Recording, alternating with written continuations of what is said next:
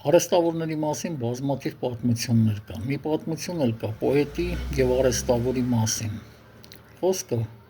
Համո Սահյանի եւ մի էլեկտրիկի մասին է։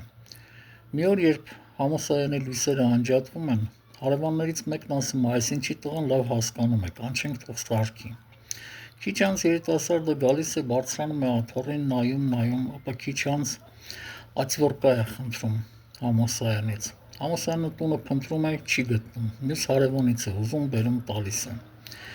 Քիչ անց երիտասարդը մեկ այլ ացվորկա է ուզում, ինդիկատոր, որը ցույց է տալիս լարի մեջ հոսանք կա, թե չէ։ Ապա փոքր-ինչ անցնելով մեկ այլ գործիք է խնդրում։ Այս ժամանակ Համո Սահյանը եւ ծիծաղը եւ զայրույթը խառնվում են իրար, բացականչում է. «Տղա ջան, եթե ես այդքան գործիք ունենայի, իմ գործը կթողնեի, արհեստով կզբաղվեի»։